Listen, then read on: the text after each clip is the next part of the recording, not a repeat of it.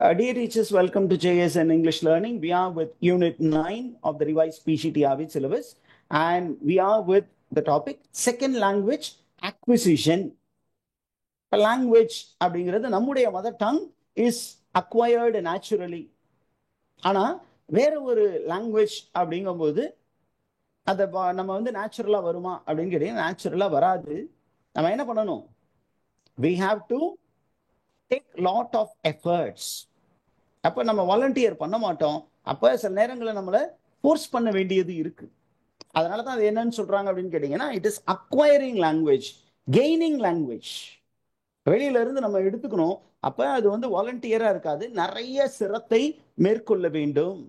So what are we going to do? We are going to adopt somebody's language as ours. வேற ஒருத்தருடைய language. Is English அவர் mother tongue அப்படின்னு கேட்டா யாருக்கும் English mother tanka இருக்கிறதுக்கு இங்க வாய்ப்பு இல்லை. யாராவது அப்படி இருக்கீங்களா டீச்சர்ஸ்? ஏதாவது ஃபாரின் குழந்தைகள்? We have all acquired English by dint of lot of hard labor. நிறைய எக்ஸசைஸ் பண்ணியிருக்கோம், நிறைய ஸ்ட்ரெஸ் ஸ்ட்ரெயின் எல்லாமே மேற்கொண்டு ட்ரில்லு மெமரைசேஷன் அப்படின்னு வந்து தான் இந்த லாங்குவேஜ் நம்ம கற்றுருக்கோம். So we need to adopt another man's language as ours. Is idea clear? Okay, ma'am? இப்போ நமக்கு எங்க அப்படின்னு கேட்டீங்கன்னா, ஒரு ஃபாரினருக்கு இங்கிலீஷ் வந்து நேச்சுரலா வரும். ஆனா நம்ம என்ன பண்ண போறோம் அப்படின்னு கேட்டீங்கன்னா கொஞ்சம் ஸ்ட்ரெயின் எடுத்து தான் கத்துக்க போறோம். அப்ப நம்ம we are going to get language input. We are going to get language input. நிறைய பேர் நமக்கு லாங்குவேஜ் இன்புட் கொடுக்க போறாங்க. ஆனா லாங்குவேஜ் இன்புட்டா கொடுத்தோம்னா அதை வந்து நம்ம என்ன பண்ணுவோம்? வேண்டா வெறுப்போட எடுத்துக்குவோம். ஒருத்தர் நமக்கு இன்புட்டா கொடுத்தாங்கன்னா அதை வேண்டாம் வெறுப்பா எடுத்துக்குவோம். அதை நம்ம மைண்ட் மென்டல் ஆட்டிடியூட மாத்தணும். என்ன அப்படின்னு கேட்டீங்கன்னா இது வெளியிலிருந்து வரல, இது நமக்கு தேவை. லாங்குவேஜ் லேர்னிங் நமக்கு தேவை. அப்போ we have to convert language input into language intake. அந்த லாங்குவேஜ் இன்டேக்கா நம்ம மாற்றும் பொழுது என்னவாகும்? It is transferred from short term memory to long term memory. ஒரு அட்வைஸ் அப்படின்னு ஒரு விஷயத்த பார்த்தோம்னு வச்சுக்கோங்களேன், அது எங்க இருக்கும் அப்படின்னா ஷார்ட் டேர்ம் மெமரியில இருக்கும், அது காணா போயிடும். ஆனா அந்த அட்வைஸையே நம்ம பார்க்கறது, இது நமக்கு தேவையானது, இது நம்ம வாழ்க்கைக்கு ஒரு இன்டேக்கு அப்படின்னு எடுத்தோம்னா அது லாங் டேர்ம் மெமரியில இருக்கும். அப்ப இதுதான் நமக்கு பேசிக். இங்க இருந்தா நம்ம என்ன பண்ண போறோம் அப்படின்னா we are going into the history of language acquisition. Okay, இப்ப லாங்குவேஜ் அக்விசிஷனுக்கும் லாங்குவேஜ் லேர்னிங்க்கும் ஒருத்தர் டிஃபரன்சியேஷன்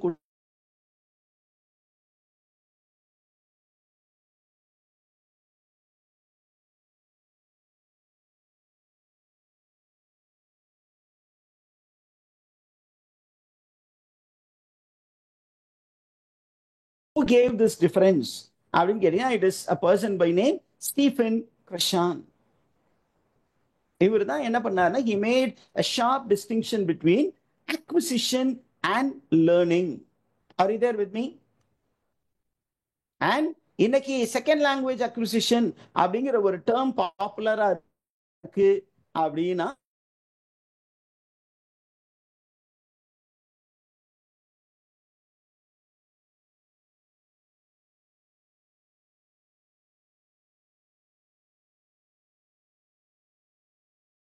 நம்ம கிட்ட என்ன சொன்னாரு?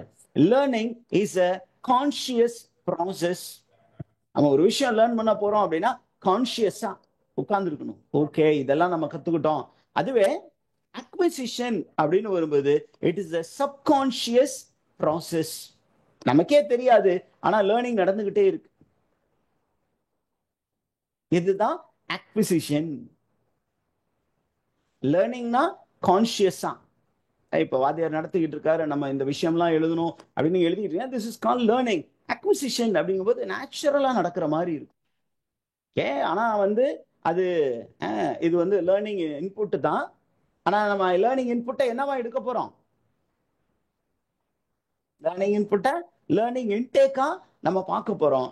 That is called acquisition. Is idea clear teachers? Yes, sir. அப்போ இந்த லேர்னிங் இந்த செகண்ட் லாங்குவேஜ் அக்விசிஷன் அப்படின்னு வரும்போது we call it as a natural communication. என்ன அப்படின்னு கேட்டீங்கன்னா இங்க we are not worried about form.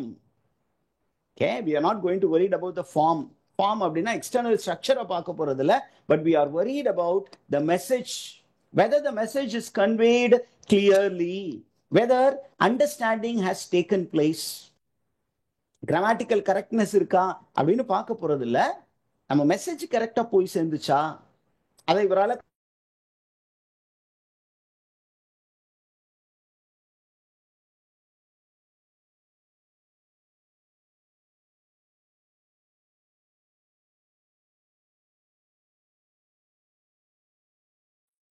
error correction, அதே நேரத்தில் explicit teaching of rules are not at all relevant.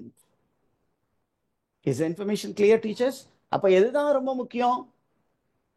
Meaning transfer ஆயிடுச்சா, அந்த பக்கத்துல இருக்கவன் நம்ம சொல்றதை அண்டர்ஸ்டாண்ட் பண்ணிக்கிட்டானா?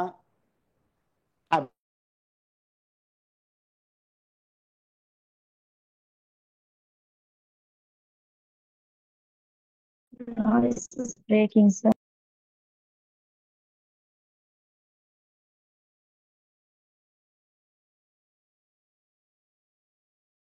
Not அது audible. என்ன பார்க்க போறோம். It's not audible. Just 1 minute, I'll check out. இது வரைக்குமே ஆடிபிளா இல்லையா? Okay right. இப்போ ஓகே, இப்போ ஆடிபிளா இருக்கா teachers? Yes, sir.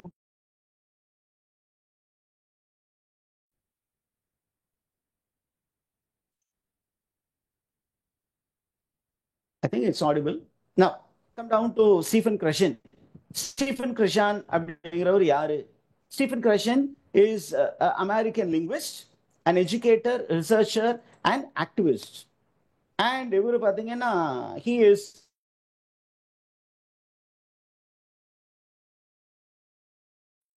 Not audible, sir.